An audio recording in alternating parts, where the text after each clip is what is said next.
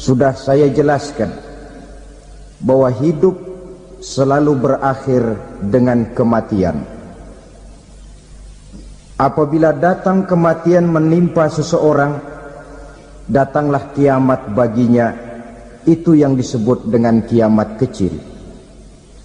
Hakikatnya mati adalah perpindahan dari kehidupan di dunia ini menuju kehidupan di alam barzakh. Menunggu kita di alam barzakh sampai datangnya saat kiamat. Entah 10 tahun, entah 100 tahun, entah 1000 tahun, hanya Allah saja yang maha tahu. Adapun orang-orang beriman yang melakukan amal kebajikan dalam kehidupan di dunia ini, masa penantian yang lama di alam barzakh buat mereka sebentar saja. Tetapi bagi orang-orang kafir yang ingkar, yang tidak beriman kepada Allah, yang hidup di dunia cuma menumpuk-numpuk dosa, tentu penantian di alam barzakh akan merupakan waktu yang sangat lama. Bukankah dalam kehidupan kita waktu itu memang relatif? Contoh misalnya, bagi pemuda-pemudi yang sedang duduk asyik memadu cinta, waktu 4-5 jam saja rasanya cuma 4-5 menit. Tenggelam oleh keasikan. Tapi buat orang yang berbaring di rumah sakit, meratap di balik-balik apa itu tembok derita kata lagu, di balik dinding-dinding penjara, sehari bagai seminggu, seminggu rasa sebulan, sebulan boleh jadi rasa setahun. Penantian yang sangat lama. Kapan kiamat itu akan datang? Ini rahasia Allah. Jangankan kita yang orang awam, baginda Nabi sendiri tidak diberitahu oleh Allah kapan kiamat itu akan terjadi. Tetapi sungguh pun demikian, banyak hadis-hadis yang menjelaskan ciri atau tanda-tanda datangnya kiamat. Nah, kalau sudah bicara soal tanda, tanda kiamat itu ada 2. Pertama yang disebut alamatus sughra, tanda-tanda kecil. Ini waktunya masih ada tenggang. Ada yang dinamakan alamatul kubra, tanda-tanda besar. Artinya kiamat sudah diambang pintu. Apa tanda-tanda kecil dari datangnya hari kiamat itu? Misalnya kata Nabi, apabila ilmu sudah diangkat oleh Allah. Artinya apabila ulama sudah banyak wafat, minat orang belajar agama berkurang, lalu kebodohan nampak merajalela di mana-mana, zina dikerjakan secara terbuka, minuman-minuman keras jadi kebanggaan, itu termasuk di antara tanda-tanda kecil terjadinya hari kiamat. Apalagi misalnya iza waladatil ammatu rabbataha, apabila budak sudah melahirkan tuan. Apa maksudnya? Ada yang mentafsirkan apabila anak sudah bisa membudaki orang tuanya. Orang tua yang melahirkan dia, yang membesarkan dia, demi setelah si anak besar jadi orang berpangkat, bertitel, berharta, berkedudukan, jadilah orang tua itu budaknya. Sehingga sering dibilang kalau orang tua kaya, anak jadi raja. Tapi kalau anak yang kaya, orang tua sering jadi budak. Apalagi munculnya fitnah yang bergelombang, timbul perang antara dua bangsa yang besar, waktu berjalan terasa sangat pendek sekali. Itu merupakan tanda di antara tanda-tanda kiamat. Termasuk di dalamnya sulit membedakan mana laki, mana perempuan. Kan kalau tanda-tanda kayak begini sekarang sudah banyak kita lihat kan. Ulama banyak wafat, penggantinya sulit. Zina dikerjakan berterang-terangan, minuman keras jadi kebanggaan, banyak anak membudaki orang tuanya, sulit membedakan mana laki mana perempuan. Kadang-kadang dari belakang kita lihat perempuan bener, begitu kita colek nengok jenggotan.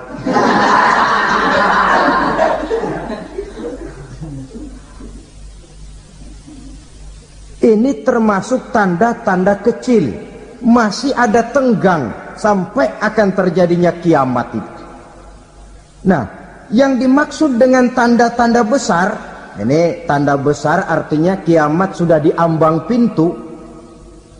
Pertama, matahari terbit dari sebelah barat. Apabila matahari sudah terbit dari arah sebelah barat, tertutuplah sudah pintu taubat. Bersabda Nabi kita, la taqumus sa'atu hatta tatlu'a syamsu min maghribiha. Tidak akan datang hari kiamat sampai matahari terbit dari arah sebelah barat. Fa iza tala'at, manakala matahari telah terbit dari arah sebelah barat, wara'ahan nasu, manusia banyak menyaksikan itu, amanu ajma'un, mereka pun lalu beriman. Yang tadinya kafir, yang tadinya ingkar, yang tadinya membangkang, setelah melihat matahari terbit dari sebelah barat, buru-buru beriman, berlomba-lomba mengucap dua kalimat syahadat. Tapi apa yang terjadi? Kata Nabi, wadzalika hina la yanfa'u nafsan imanuha lam takun amanat min qabl. Hari itu adalah hari yang iman sudah tidak berguna lagi bagi seseorang apabila sebelumnya memang dia tidak pernah beriman. Au kasabat fi imaniha khaira, atau beriman tetapi tidak pernah melakukan kebajikan di dalam keimanannya itu. Hari yang sudah kasib, hari yang sudah terlambat, beriman tidak akan ada gunanya lagi. Ini pelajaran buat kita. Sebelum sang surya terbit dari sebelah barat, sebelum nafas sampai di tenggorokan, artinya pintu taubat masih terbuka. Kalau dua hal itu sudah terwujud, nafas sudah sampai di kerongkongan atau matahari sudah terbit dari arah sebelah barat, tertutuplah sudah pintu taubat. Tak ada lagi gunanya pangkat, jabatan, harta, bahkan beriman pun dalam suasana macam itu. Too late, kata orang Kulon. Sudah terlambat. Matahari terbit dari arah sebelah barat. Itu tanda besar, artinya kiamat sudah di ambang pintu. Lalu apalagi tanda besar? Munculnya Dajjal. Dajjal artinya pendusta-pendusta yang menyesatkan manusia. Ada dua macam Dajjal, saudara. Ada Dajjal kecil. Ini Dajjal kelas teri. Kalau ini sejak zaman Rasulullah sudah ada itu. Tiap zaman ada. Di zaman Rasulullah misalnya ada yang bernama Aswad al-Unsi dari Yaman. Ada yang namanya Musailamah al-Kazzab dari Yamamah. Ada yang namanya Ibnu Sayyad dari Madinah.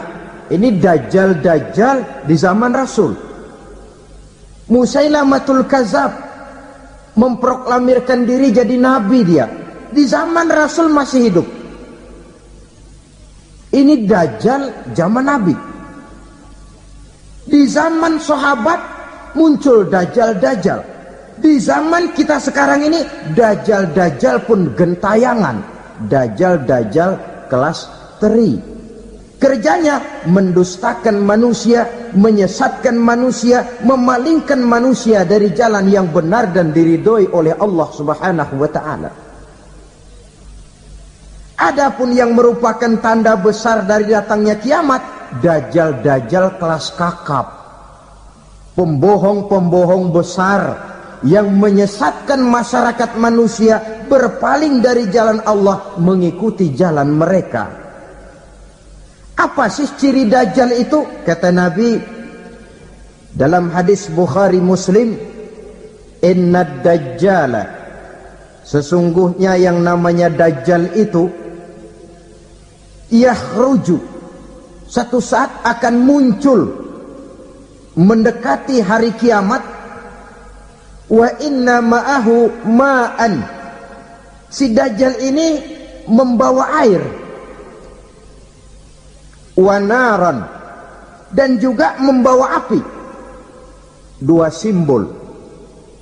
Di tangan yang satu dia bawa air, di tangan yang satu dia bawa api.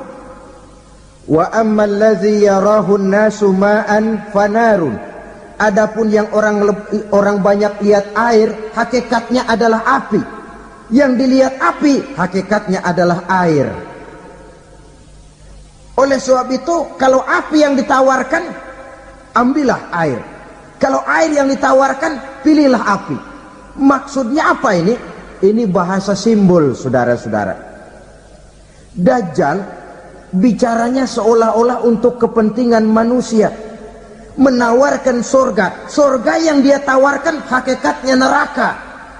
Hai manusia, kalau kau mau bahagia, jangan dekat-dekat dengan agama. Solat itu tidak efektif dan efisien, tidak produktif dari segi ekonomi itu. Menghadiri majelis taklim cuma buang-buang waktu.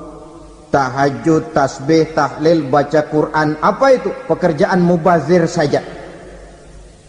Hidup ini cuma sekali, masa yang cuma sekali, manfaatkan dengan sebaik-baiknya. Mumpung, dibawanya sifat mumpung tetapi dalam pengertian yang sangat negatif. Bicaranya seolah-olah untuk kepentingan manusia, tetapi sebenarnya menjerumuskan manusia. Menawarkan air tapi sebenarnya api, menawarkan api tapi hakikatnya air. Buat apa kamu sholat? Buat apa kamu bayar zakat? Buat apa kamu puasa? Surga yang dicanangkan dajjal hakikatnya neraka. Neraka yang digambarkan dajjal pada dasarnya adalah surga. Jadi memutarbalikkan fakta itu kerjaan dajjal. Yang hak jadi batil, yang batil dibilang hak, yang benar jadi salah, yang salah malah jadi benar. Tuntunan disuruh jadi tontonan, tontonan malah menjadi tuntunan. Itu pekerjaan dajjal profesinya. Zamannya Nabi Adam, dajjalnya kan iblis. Betul? Betul. Apa sih dan kerayuan iblis itu? Allah setelah menciptakan Nabi Adam kan bilang, Adam, kau dan istrimu Hawa tinggal di surga ini. Seluruh fasilitas yang ada di surga persilahkan kau nikmati. Satu yang tidak boleh, jangan coba-coba dekati pohon khuldi. Dekat saja jangan, apalagi sampai memetiknya. Datang dajjal yang namanya iblis ini. Adam, kamu tahu nggak kenapa tidak boleh makan buah khuldi? Ya nggak tahu, pokoknya saya dilarang. Bodoh kamu Dam. Khuldun artinya kekal. Kalau kamu makan itu buah, kau akan kekal di surga buat selamanya. Allah tidak kepengen, maka dilarang kamu makan buah khuldi. Kalau kau ingin kekal di surga Adam, makan saja. Saya bicara begini ini untuk kepentingan kamu Adam. Ini kan ciri-ciri dajjal. Bicaranya sih seolah-olah untuk kepentingan Nabi Adam, hakikat sebenarnya menjerumuskan Nabi Adam supaya ingkar dan melanggar larangan dari Allah Subhanahu wa ta'ala. Jadi setelah muncul dajjal, timbul kekacauan-kekacauan di masyarakat. Banyak yang terpengaruh, terpedaya dan terpesona. Termasuk mereka yang memproklamirkan diri jadi nabi. mereka yang memproklamirkan diri jadi rasul di zaman sesudah Rasulullah wafat, itu adalah dajjal-dajjal. Maka saya ingatkan, kalau di zaman kita sekarang ini ada orang ngaku jadi nabi, ada orang ngaku jadi rasul, biar bahasa Arabnya kental, Quran hafal, hadis ribuan hadis hafal, biar pakai serban sampai menyengser ke tanah, bahasa Arabnya fasih, tapi dia mengaku jadi nabi, jadi rasul, kita umat Islam wajib tidak percaya, wajib untuk tidak percaya. Itulah dajjal-dajjal zaman kita sekarang ini. Tidak mustahil mereka datang mempengaruhi orang-orang awam supaya berpaling dari Rasulullah, mengikuti mereka. Nah, di akhir zaman nanti, mendekati hari kiamat, dajjal ini muncul, dajjal kelas kakap, menyesatkan masyarakat manusia untuk berpaling dari Islam, mengikuti seruan mereka. Apalagi di antara datangnya kiamat itu, tanda yang besar itu, turunnya Nabiullah Isa Al-Masih, putra Maryam. Menurut berbagai hadis yang sahih, Nabi Isa Al-Masih nanti akan turun lagi, tidak membawa risalah yang baru, tapi meluruskan risalah Islam ini yang telah banyak ditinggalkan oleh masyarakat. Bahkan ada hadis menjelaskan beliau akan membunuh Nabi, mematahkan kayu-kayu salib, lalu melaksanakan haji dan umrah mengikuti syariat Nabi Muhammad, bukan membawa agama baru, menjadi semacam mujaddid, reformer, menyelamatkan manusia dari bisikan dajjal. Bahkan ada riwayat yang menjelaskan bahwa Nabi Isa berhasil mengalahkan dajjal, mengembalikan masyarakat manusia kembali kepada ajaran Islam yang datang dari Allah, dibawa oleh Rasulullah sallallahu alaihi wasallam. Dengan kata lain, turunnya Nabi Isa bukan sebagai nabi dan rasul baru, tetapi mengikuti syariat Nabi kita Muhammad sallallahu alaihi wasallam. Saudara hadirin, ibu-ibu hadirat yang saya hormati, kemudian apalagi di antara tanda-tanda besar akan datangnya kiamat itu? Keluarnya asap atau awan. Kata Nabi, inna min asrati sa'ah dukhanan yamla'u ma bainal masyriqi wal maghrib. Di antara tanda-tanda kiamat, munculnya awan atau asap yang memenuhi antara langit dan bumi. Ini pun diperkuat dalam surah Ad-Dukhan ayat 10, fartaqib yauma ta'tis sama' bidukhanin mubin fayughshan nas hadza azabun alim. Bagi orang-orang yang beriman, mereka biasa-biasa saja, tapi bagi orang kufur, datangnya asap dan awan ini merupakan azab yang kelewat pedih. Barangkali sedikit mendekati gambaran tentang azab yang pedih ini, saya ingatkan alam pikiran kita kepada peristiwa yang belum lama terjadi. Pernah dengar berita bocornya reaktor nuklir di Chernobyl, Uni Soviet? Pernah dengar? Nah. Bocornya reaktor nuklir di Chernobyl yang mengakibatkan ratusan bahkan sangat mungkin ribuan nyawa. Cuma satu reaktor. Bagaimana kalau seluruh cadangan nuklir yang dimiliki oleh para negara adik kuasa ini diledakkan?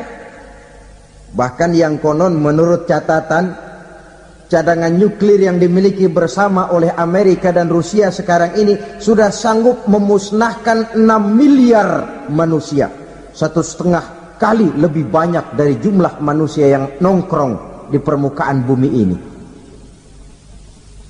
Saudara-saudara hadirin yang saya hormati, lalu saat mendekati hari kiamat, apalagi tandanya? Setelah Nabi Isa wafat, pada saat turunnya yang kedua kali, Lalu Allah meniupkan angin sejuk. Semua orang-orang beriman, orang-orang baik wafat. Sehingga penghuni bumi ini cuma tinggal lagi terdiri dari orang-orang kafir. Tidak ada lagi di bumi ini yang bisa mengucapkan Allah. Sehingga dalam hadis qudsi itu ada keterangan, Innallaha azza wa jalla yaqulu li Israfil. Allah pernah pesan kepada malaikat Israfil. Kata Allah, Israfil, Iza sami'ta qailan yaqul Allah Allah fa akhirin nafakh 40 sanatan ikraman liqailiha. Hai Israfil, apabila kau dengar di permukaan bumi masih banyak orang yang mengucapkan Allah Allah, maka tunda sangkakala kiamat itu 40 tahun. Untuk apa? Ikraman liqailiha, menghormati orang yang mengucapkan Allah Allah itu. Wah, jadi karena sekarang masih banyak yang mengucapkan Allah, besar hatilah kita, masih jauh kiamat itu. Tapi jangan lupa, kiamat pribadi, kiamat kecil itu yang nggak kita sangka-sangka. Ajal datang mencabut nyawa, itu kiamat pribadi, dan itu yang pasti kita hadapi, dan itu yang membuat kita tidak boleh bersikap main-main di dalam kehidupan sekarang ini. Saudara hadirin yang saya hormati, tidak ada lagi orang-orang muslim. Seluruh penduduk dunia ini kafir. Lalu terciptalah struktur sosial yang berlandaskan prinsip hidup semau gue. Bakal terjadilah prinsip di mana yang kaya menyantap yang miskin, yang kuat menindas yang lemah. Hidup sudah bagaikan di rimba belantara, berlaku hukum rimba. Siapa yang kuat dia yang menang, siapa yang lemah menjadi mangsa. Timbul kekacauan, maksiat merajalela, munkarat menjadi-jadi, sehingga isi bumi ini penuh dengan segala macam perbuatan dosa. Tidak ada perlunya lagi alam diperpanjang temponya. Datang saat yang sudah dijanjikan oleh Allah Azza wa Jalla, maka terjadilah yang disebut kiamat kubra, kiamat besar, kiamat hancur-hancuran. Bagaimana kejadian ini dimulai? Dalam surah Az-Zumar ayat 68, Allah Subhanahu wa taala berfirman, "Wa nufikha fis-suri fasa'iqa man fis samawati wa man fil ardi illa man sya'allahu." Maka manakala ditiuplah sangkakala, terkejutlah seluruh yang ada di langit dan seluruh yang ada di bumi. Bila saat kiamat datang, Allah perintah malaikat Israfil, Israfil, tiup sangkakalamu. Ditiuplah sangkakala oleh malaikat Israfil. Yang akibat daripada tiupan itu, seluruh yang ada di langit, seluruh yang ada di permukaan bumi terkejut. Yang ada di langit siapa? Malaikat kan. Bayangin aja kalau malaikat kaget, apalagi kita. Terkejut seluruh makhluk yang ada di bumi, yang ada di langit mendengar suara sangkakala itu. Bunyinya tidak sanggup kita bayangkan dahsyatnya. Ledakan nuklir, ledakan neutron, belum apa-apa ketimbang bunyi sangkakala malaikat Israfil ini. Nah, lalu mendengar bunyi sangkakala ini, gemparlah makhluk, kacaulah alam. Bumi gempa, planet-planet bertabrakan, gunung meletus, air laut tumpah ke darat, angin topan bertiup, halilintar menyambar. Lalu semua yang bernama hidup mati total. Mati bareng tanpa persiapan. La haula wala quwata illa billah. Saya kadang-kadang dalam tafakur bermohon, ya Allah, mudah-mudahan saya enggak nemuin kiamat beneran. Ngeri. Tidak bisa kita bayangkan macam apa suasana seperti itu. Allah saja banyak memberikan gambaran, misalnya Al-Qari'ah, wa mal qari'ah, wa ma adraka mal qari'ah. Kejadian yang menggemparkan. Tahukah kamu apa kejadian yang menggemparkan itu? Yauma yakunun nasu kal farasil mabsus wa takunul jibalu kal ihnil manfus. Pada saat itu manusia berterbangan bagai kupu-kupu, gunung berterbangan seperti kapas ditiup angin. Gunung saja macam kapas, konon lagi manusia. Kematian total, mulai semut sampai gajah mati, jin mati, iblis mati, malaikat mati. Oh, malaikat saja mati. Saudara hadirin yang saya hormati, kematian total yang tanpa persiapan. Orang bilang, Pak, kalau mati bareng begitu yang repot malaikat maut dong ya. Cabut sana, cabut sini. Itu kalau menurut logika kita, mestinya begitu menurut logika. Tapi logika juga yang bilang nggak perlu serepot itu. Sebab untuk mematikan listrik di wilayah DKI, di wilayah Jakarta, nggak perlu tiap rumah didatengin matiin, ya lama. Cukup dari kantor pusatnya saja PLN tekan satu tombol, gelaplah seluruh Jakarta. Saudara hadirin yang saya hormati, kematian total. Lalu setelah kematian total, planet-planet juga mati, dalam arti tidak bergerak dan beredar. Angin mati, dalam arti tidak bertiup. Air mati, dalam arti tidak ada riak gelombang. Pokoknya semua mati. Kullu nafsin za'iqatul maut, semua yang bernafas mati. Dalam ayat lain, kullu man 'alaiha fan, semua yang ada di permukaan bumi fana. Yang kekal cuma Allah Subhanahu wa ta'ala. Yang paling belakang mati malaikat maut dan malaikat Israfil. Tapi mati juga sesuai dengan janji Allah. Menurut hadis Bukhari Muslim dari Abi Hurairah, masa tenggang waktu antara kematian total pada tiupan sangkakala pertama dengan proses kebangkitan pada tiupan sangkakala kedua 40 lamanya. Tidak dijelaskan oleh Abi Hurairah 40 jam, apa 40 hari, apa 40 tahun. Hadis-hadis cuma menyebutkan 40 saja. Sunyi alam, yang tinggal cuma Allah saja lagi. Ketika itu Allah berseru-seru, katanya, limanil mulkul yauma, siapa para penguasa hari ini? Mana itu raja-raja dan penguasa yang dulu mengaku jadi Tuhan? Fir'aun. Mana Fir'aun sekarang?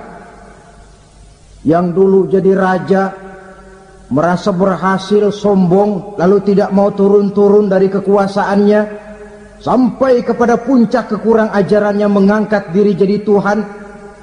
Mana itu Fir'aun? Namrus, mana sekarang Namrus? La ilaha illa ana, ternyata tidak ada Tuhan lain selain daripada aku, kata Allah. Proses kemudian, saudara-saudara, turunlah hujan dari langit. 40 lamanya hujan itu. Tidak jelas juga 40 jam apa 40 hari. Setelah air turun membasahi, datanglah tiupan sangkakala yang kedua. Semua yang bernama mati bangkit dari kuburnya masing-masing. Ini yang disebut yaumul ba'tsi, hari kebangkitan.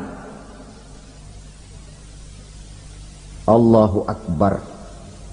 Pada saat kita bangkit dari kubur kita masing-masing, kumpul di padang mahsyar namanya. Bayangin aja, saya sendiri nggak sanggup bayangin. Manusia sejak zaman Adam sampai zaman kiamat kumpul bareng di tempat sama. Berapa banyaknya itu?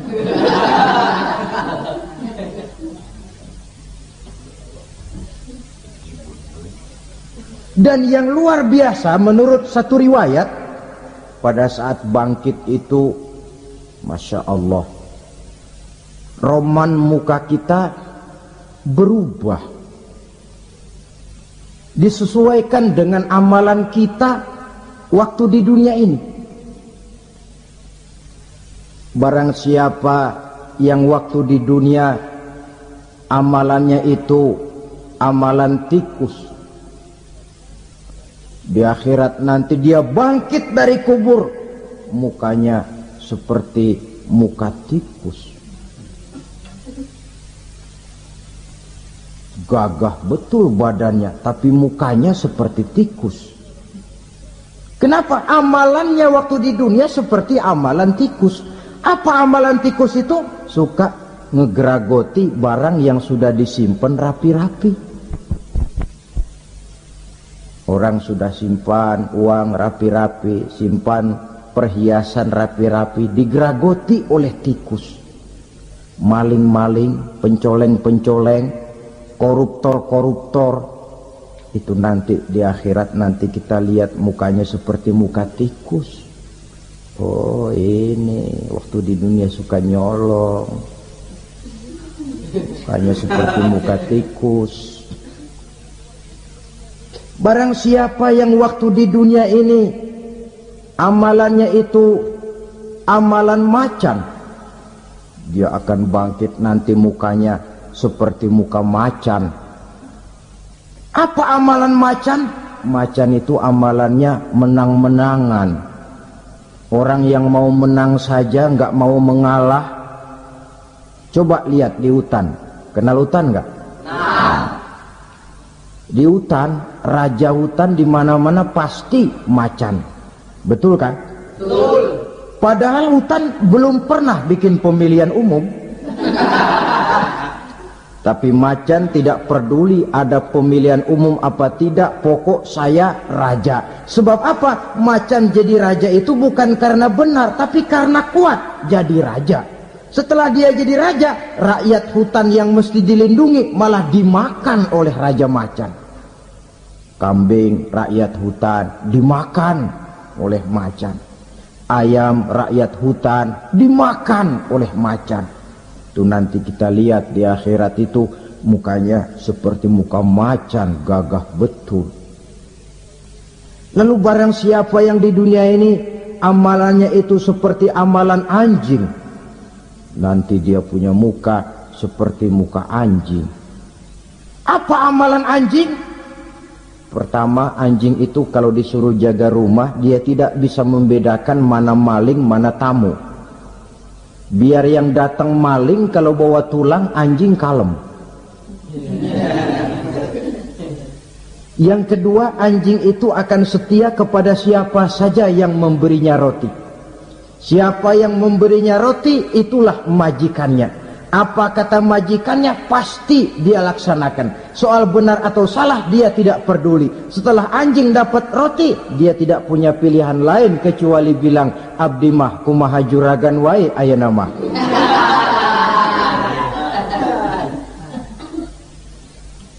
Saudara hadirin yang saya hormati, berkumpul di padang mahsyar, tiap orang sibuk dengan persoalannya masing-masing. Matahari waktu itu didekatkan oleh Allah, panas luar biasa. Ada yang saking panasnya itu mencucurkan peluh keringat sampai sebatas mata kakinya, ada yang keringatnya sampai sedengkulnya, ada yang keringatnya sampai sepusatnya, ada yang keringatnya mengalir sampai sebahunya, ada yang kelelap oleh keringatnya sendiri, sementara orang di sampingnya nggak apa-apa. Bergantung lagi amalan dia waktu di dunia ini. Saudara-saudara,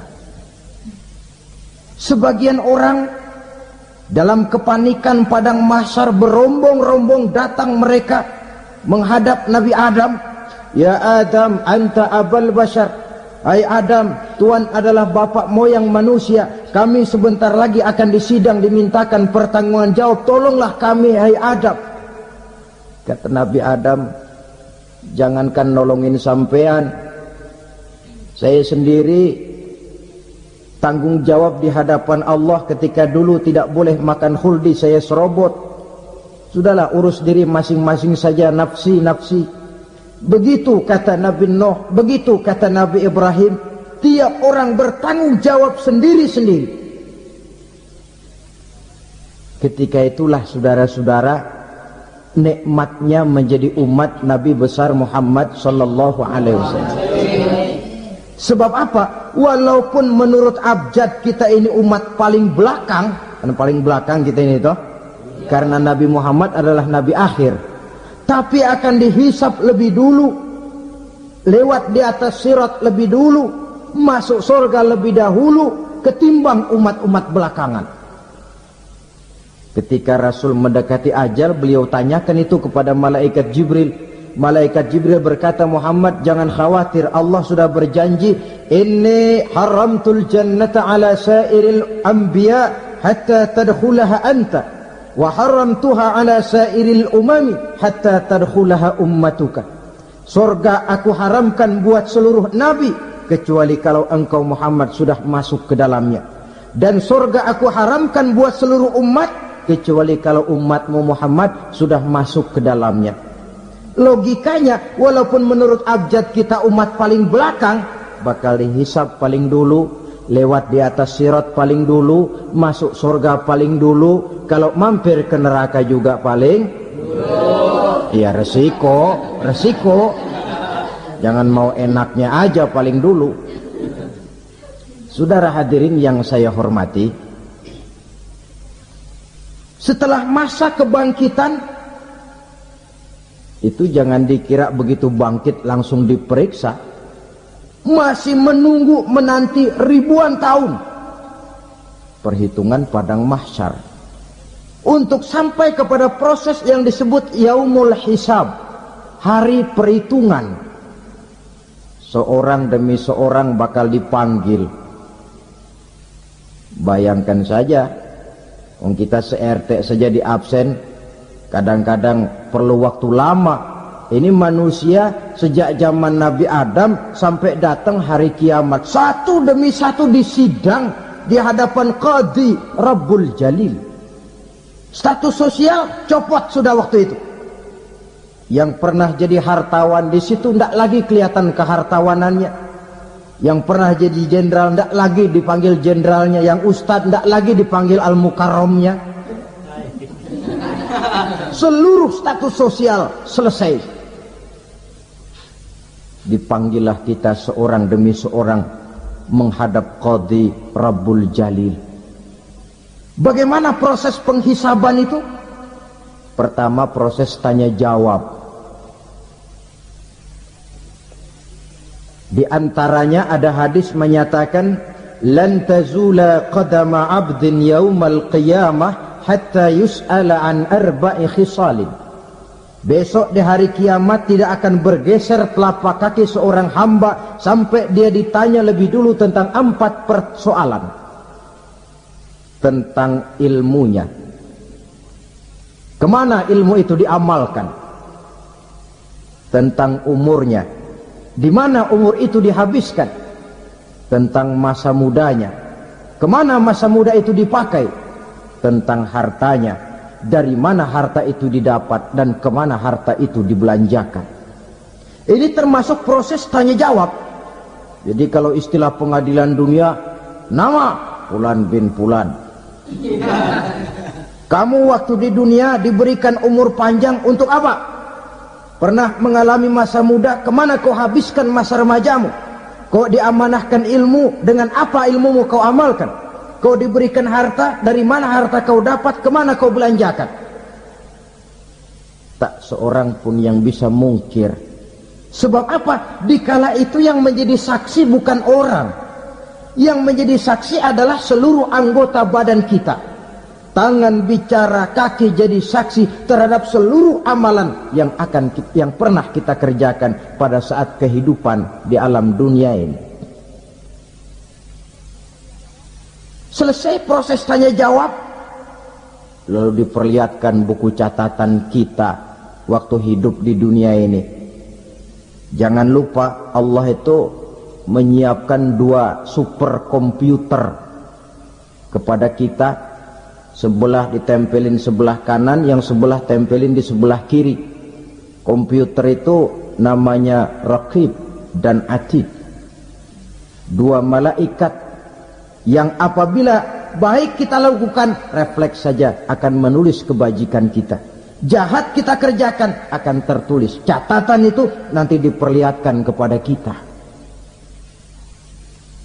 Waduh, alangkah malunya pada saat diperlihatkan catatan kita, buku rapot kita merah melulu. Barangkali diperiksa sambil diomelin, brengsek lo. Buku merah melulu begini, bagaimana waktu hidup di dunia? Tidak cukup diperlihatkan buku catatan kehidupan, rekaman kehidupan. Rekaman kehidupan kita secara utuh sejak terlahir sampai ajal datang merenggut nyawa. Barangkali mirip dengan video sekarang ini, di mana terekam dengan baik seluruh kegiatan kita sejak yang sekecil-kecilnya sampai kepada yang sebesar-besarnya. Untuk kemudian kita pun menerima balasan. In khairan fa khairun wa in syarran fa syarrun. Kalau baik ya baik balasannya, kalau jahat ya jahat juga balasannya. Catatan-catatan kita diberikan. Kalau banyak kebajikannya diberikan di tangan kanan dengan cara yang halus. Kalau banyak kejahatannya diberikan dari sebelah kiri atau dilempar dari belakang. Itulah sebabnya sejak di dunia ini kita sudah mohon kepada Allah. Ketika berwudu membasuh tangan kanan, apa kita bilang? Allahumma a'tini kitabi biyamini wa hasibni hisaban yasira. Ya Allah, berikan saya kitab di tangan kanan, dan kalau saya memang perlu dihisap, hisaplah saya yang seringan-ringannya. Tangan kiri berlindung kita kepada Allah. Jangan sampai diberikan kitab di tangan kiri atau dari arah sebelah belakang. Wa a'udzubika an tu'tiya kitabi bishimali aw min wara'i zuhri, dari arah sebelah belakang. Na'udzubillah min dzalik. Setelah selesai lewat proses penghisaban, lewat mizan, timbangan, maka yang sudah selesai dihisab itu bergeraklah menuju sirat, jembatan yang terbentang menuju surga melalui neraka.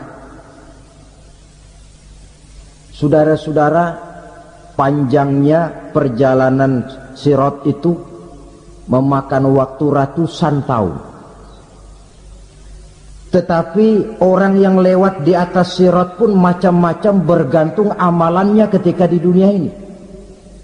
Ada yang lewat di atas sirat itu kalbarkil khatib, seperti kilat yang menyambar, lep, sudah sampai dia di surga. Cepat bukan main. Ada yang lewat di atas sirat itu seperti orang lari-lari. Ada yang lewat di atas sirat itu seperti orang jalan biasa. Ada yang sambil merangkak, ada yang sambil ngesor, ada yang sambil gelayutan, ada yang selamat sampai ke ujung ke surga, ada yang tergelincir jatuh masuk ke dalam neraka, bergantung amalannya dalam kehidupan di dunia sekarang ini. Tiap kita akan melewati yang namanya sirat ini. Saudara-saudara kaum muslimin yang saya hormati, dengan demikian mereka yang selamat melalui sirat sampai ke terminal akhir surga, mereka yang ketika dihisab ternyata banyak kejahatannya daripada kebaikannya, mereka singgah di dalam neraka. Nah, adapun orang-orang yang beriman menurut ayat Quran dan hadis Nabi itu nanti ada bermacam-macam. Ada orang beriman itu yang dimasukkan surga. Ada orang beriman itu yang dimasukkan ke dalam surga. Ada orang beriman itu yang disebut penduduk surga. Kenapa lain-lain, Pak? Karena waktu di dunia amalannya juga lain-lain. Ada orang beriman yang masuk surga. Ini paling murah tiketnya. Mau masuk surga? Kata Nabi begini, ma min abdin qala la ilaha illallah thumma mata ala dhalik illa dakhala al-jannah. Kalau seorang hamba sudah mengucap dua kalimat syahadat, dia yakin dengan kebenaran kalimat itu sampai matinya, orang itu akan masuk surga. Abi Dzar yang waktu itu diajak bicara heran, ya Rasul kok gampang betul? Iya, walaupun orang itu mencuri, iya, walaupun orang itu berzina, iya, biar dia mencuri, biar dia berzina, kalau dia sudah mengucap dua kalimat syahadat, dia yakin dengan kebenaran kalimat itu sampai matinya, itu orang akan masuk surga. Jadi masuk surga cukup dua kalimat syahadat, yakin sampai mati, masuk surga. Itu perkara masuk. Tapi kalau pertanyaannya diterusin, masuknya kapan, Pak? Nah, ini lain lagi urusannya. Sebab ada yang masuknya itu langsung, ada yang mampir dulu. Di sana tempat cuma dua, kalau tidak surga, neraka. Mau ke surga tapi mampir dulu, yang mampirnya jelas di neraka. Kenapa? Dalam hadis qudsi ada riwayat, nanti itu di akhirat, setelah Allah selesai mengatur penduduk surga masuk surga, yang neraka masuk neraka, Allah berkata kepada malaikat Malik, malaikat Malik, labaik ya Allah, itu bajingan-bajingan tengik, manusia-manusia durjana yang waktu di dunia tidak mau sujud, jauh dari ulama, gemar melakukan yang munkarat dan maksiat, hidup di tengah masyarakat selalu jadi bibit keonaran, kufur, sudah masuk neraka semua. Sudah ya Allah. Nah, kalau sudah, coba sekarang kamu masuk, Malik. Saya, iya, masuk neraka. Mau apa ya Allah? Kata Allah, akhriju minan nar man kana fi qalbihi misqala habatin min khardalin min iman. Kau masuk neraka, cari di dalam neraka orang-orang yang ada imannya walaupun kecil sebesar biji zarah, angkat mereka keluar. Masuk malaikat Malik ke neraka, cari orang yang ada imannya, korek-korek. Ya repot, udah pada gosong. Yang ada imannya diangkat ke atas, yang ada imannya diangkat ke atas, lalu dimandikan di Nahrul Hayat, namanya sungai kehidupan di akhirat nanti. Cakep lagi rupanya, bersih lagi wajahnya, apel di hadapan Allah. Kata Allah, bagaimana mas? Kapok nggak sampean? Kapok ya Allah. Nah, kalau kapok, idhab fadkhulil jannah, pergi masuk surga sana. Berangkat mereka ke surga, ketemu sama teman-temannya yang udah sampai lebih dulu, yang nggak pakai mampir lagi. Terjadi dialog, Kata teman-temannya yang udah pada nyampe duluan, Mas, iya, emang baru sampai? Saya baru sampai. Memang mampir di mana dulu, Mas? Kita sudah lama sampai di surga.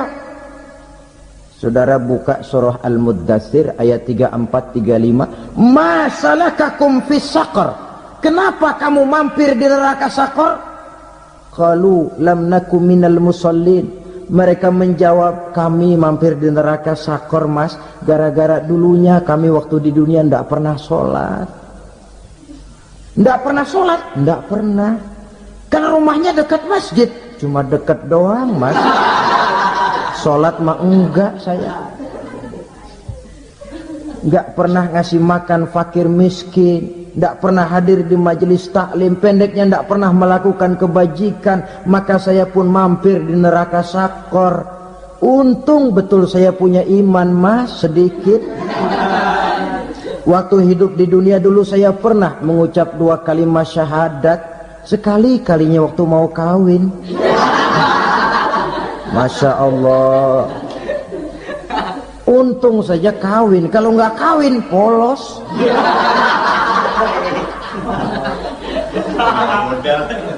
Itu juga pengulu sudah setengah mati ngajarin.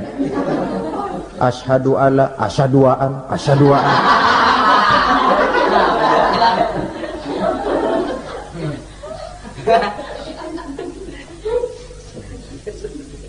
Ini namanya masuk surga, ada mampir dulu. Ada pula orang mukmin itu yang dimasukkan surga. Namanya dimasukkan kan terima beres. Saya masuk ke rumah, jalan sendiri, cari tempat sendiri. Saya dimasukkan ke dalam rumah, terima beres, pokok ada di dalam, itu dimasukkan namanya. Nggak pakai mampir. Tapi tentu tiketnya lebih mahal ketimbang yang pertama tadi. Apa kata Allah?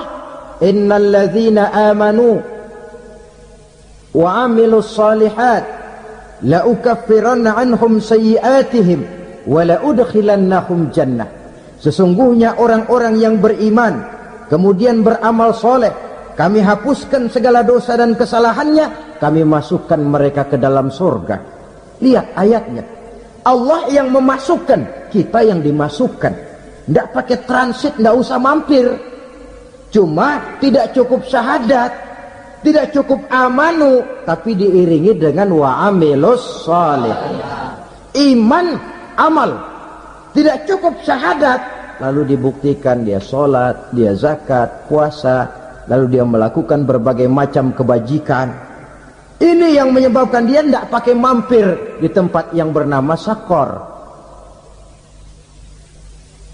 Lalu ada pula orang mukmin itu yang disebut penduduk surga. Wah, ini sudah VIP ini. Ashabul jannah, penduduk surga. Siapa mereka? Kata Allah, innal ladzina amanu summa istaqamu fala khaufun 'alaihim wala hum yahzanun ulaika ashabul jannah hum fiha khalidun. Sesungguhnya orang-orang yang beriman lalu istiqamah, tetap dalam melaksanakan perintah Allah, tidak goyah, tidak labil tapi stabil, istiqamah, mereka tidak takut dan tidak bersedih hati. Merekalah penduduk surga. Iman, istiqamah. Tidak punya duit, sembahyang. Banyak duit, sembahyang. Miskin, sembahyang. Kaya, tetap sembahyang. Istiqomah. Kadang orang kalau susah rajin ke masjid, banyak duitnya ngelihat masjid melengos. Itu yang dibilang waktu miskin hamba Allah, setelah kaya jadi hamba harta. Bergeser, tidak ada nilai istiqomahnya. Saudara-saudara, dengan begitu penduduk neraka itu dua. Ada penduduk permanen, ada penduduk yang semi permanen. Yang semi permanen orang-orang beriman yang mempunyai dosa besar.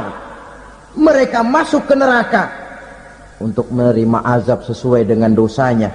Bila selesai masa azab itu, mereka akan diangkat untuk ditempatkan kembali ke dalam surganya Allah Subhanahu wa ta'ala. Nah, dikala itulah saudara-saudara ada yang disebut syafaat dari Rasulullah Sallallahu Alaihi Wasallam. Tapi tentu jangan lupa syafaat ini ibarat kain menambal dia. Kita punya kain bolong-bolong sedikit, syafaat yang menambal. Solat kita ada kurang dikit, sedekah kita ada campur riak dikit, amalan kita ada tidak karena Allah dikit, kita berharap syafaat. Jadi biarlah kain masih bolong-bolong, yang penting punya kain. Tapi kalau kainnya tidak ada, yang ditambal apanya? Solat tidak, puasa tidak, zakat tidak, berharap syafaat saja. Ya, terlalu berlebihan itu. Saudara hadirin yang saya hormati, apabila selesai proses penghisaban, proses penghitungan, maka dikala itulah manusia terbagi dalam dua kelompok besar. Fariqun fil jannah wa fariqun fis sa'ir. Sekelompok orang-orang beruntung yang masuk ke dalam surga, dan sekelompok lagi masuk ke dalam neraka.